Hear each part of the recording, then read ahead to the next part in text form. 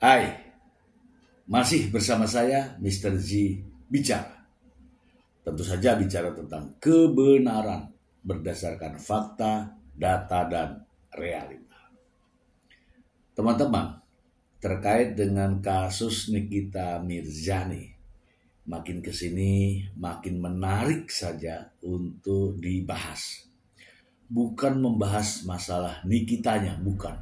Tetapi membahas masalah kasusnya. Apalagi ini minggu ini ya, sidang ini akan dihadiri oleh korban-korban yang lain selain Dr. Reza Gladys,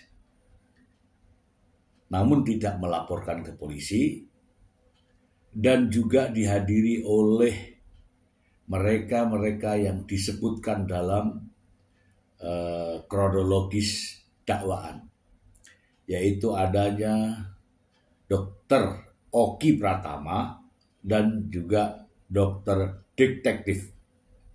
Ini makin menarik dan akan semakin membuka sesuatu yang belum pernah kita dengarkan terkait dengan kesaksian dari mereka.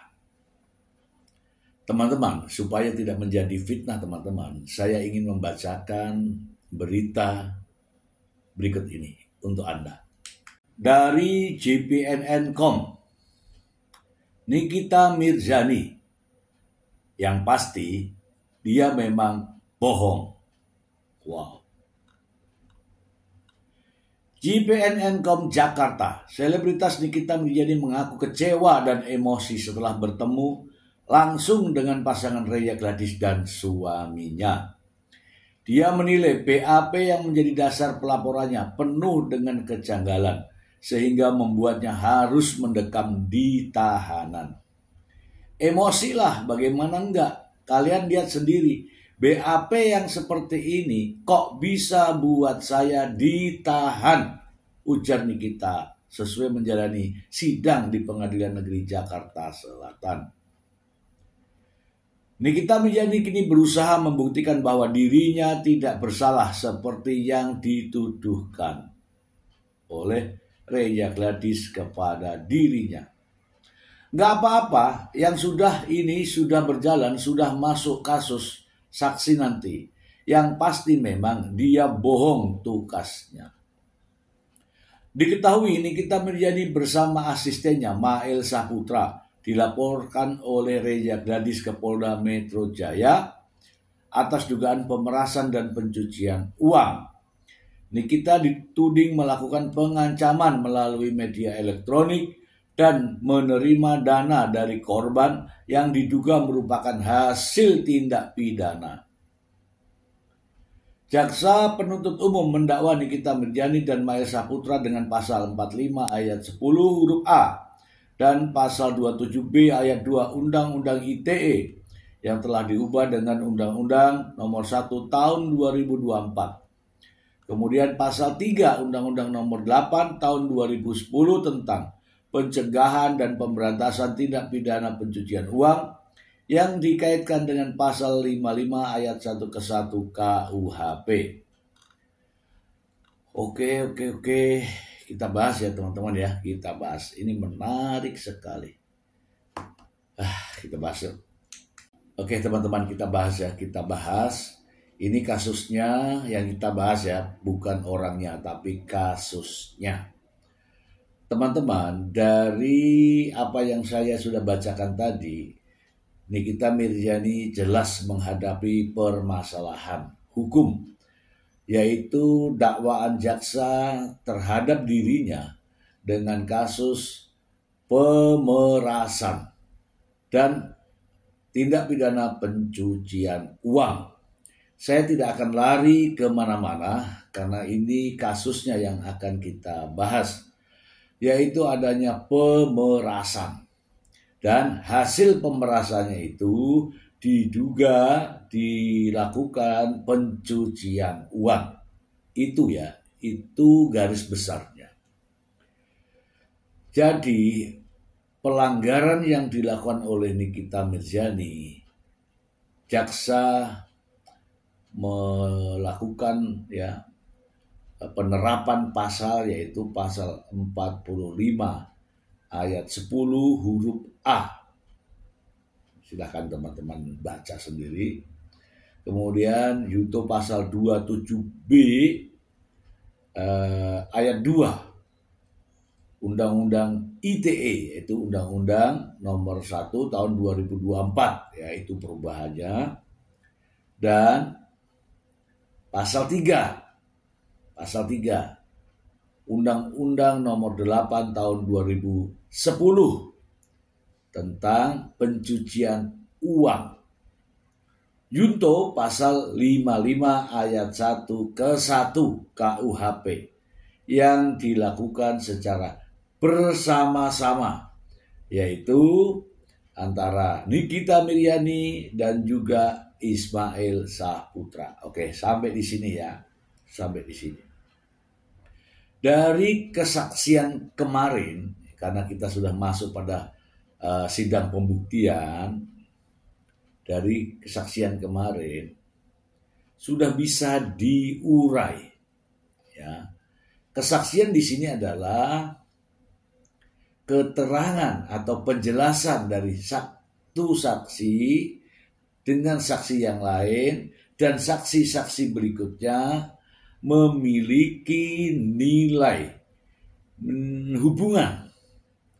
Ya, meskipun berbeda-beda cara menjelaskannya, tetapi rangkaian itu dapat disimpulkan. Dan kesimpulannya adalah adanya terjadi pemerasan dan tindak pidana pencucian uang. Itu faktanya, sehingga dakwaan jaksa harus dibuktikan dalam persidangan. Nah, dari kesaksian saksi-saksi yang sudah dihadirkan oleh jaksa penuntut umum, ya, kemarin sudah ada saksi-saksi yang sudah dihadirkan. Antara saksi yang satu dengan saksi yang lain saling terkait dan beririsan, saling berhubungan sesuai dengan dakwaan dari jaksa penuntut umum. Ya, saling beririsan. Ada penjual skincare, ada yang melakukan promosi melalui online ya kan. Kemudian ada orang yang mereview menjelek-jelekan bukan saja produknya tetapi juga orangnya. Ini real ya. Ini ada di dalam persidangan ya. Ada menjelek-jelekan produknya dan juga orangnya sekaligus. Ada juga menjelekkan pribadinya dan juga jualannya, gitu loh. Ya, ini saya menggunakan bahasa yang sederhana. Ya. Ketika mereview produk itu juga menjelek-jelekan orangnya. Dokter penipu itu orangnya. Kulitnya abu-abu itu orangnya. Beruntusan itu orangnya. Dempulan itu orangnya. Kemudian terkait dengan adanya jarum suntik itu jualannya. Ya, adanya BP POM terdaftar dan sebagainya itu jualannya. Jadi ada pribadinya dan ada juga produknya. Clear ya, sampai di sini clear. Nah, dengan adanya review ini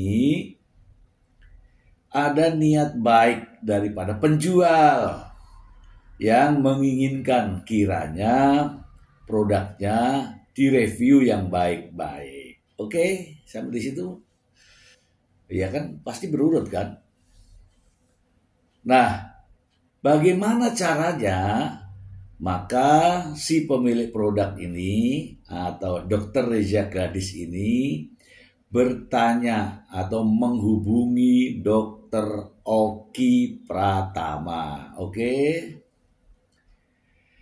Dari penjelasan Dr. Oki Pratama yang pada intinya adalah menyarankan agar menutup mulut Nikita Mirzani. Oke. Kemudian Nikita Mirzani pun rupanya juga sudah berkomunikasi dengan Dr. Oki Pratama. Jadi ini gayung bersambut. Nikita Mirzani sudah menghubungi Oki Pratama. Masuklah Dr. Reza Gladys untuk berkonsultasi dengan Dr. Oki. Masuk dah tuh barang, ya kan? Oke. Kemudian Dr. Reza Gladys menginginkan untuk bertemu, silaturahmi. Oke. Nikita Mirzani mendengar itu, akhirnya berkomunikasilah dengan Oki Pratama. Untuk apa bertemu saya? Kalau dalam bahasanya saya hanya butuhkan uangnya saja. Oke, sampai di situ clear ini. Gak ada yang bohong di mulut saya. Nah, Nikita Mirzani tidak mau bertemu, menyampaikan kepada Dr. Oki agar menghubungi Mail saja dah gitu. Nah, dari sinilah mulainya permasalahan. Dr. Oki akhirnya memberikan nomor telepon tersebut ke Dr. Reza Gladys. Selanjutnya mereka bertiga, Dr. Oki Pratama, Dr. Reza Gladys, dan Mail Saputra, telepon Zoom bertiga. Yang pada intinya adalah menyumpal mulut Nikita Mirzani karena setelah mereview itu speak up dan seterusnya. Oke, itu nyata, itu benar. Sehingga dari nomor telepon yang ada yang diberikan oleh Dr. Oki Pratama kepada Dr. Reza Gladys, Dr. Reza Gladys mencoba menghubungi Mail yang katanya sebagai asisten Nikita Mirzani. Oke. Dari percakapan inilah sehingga muncul kalimat-kalimat yang pada intinya adalah meminta uang. Dengan intimidasi bisa hancur kredibilitas Dr. Reza. Saya jamin. Dan angka yang diminta adalah 5 miliar. Clear sampai di sini.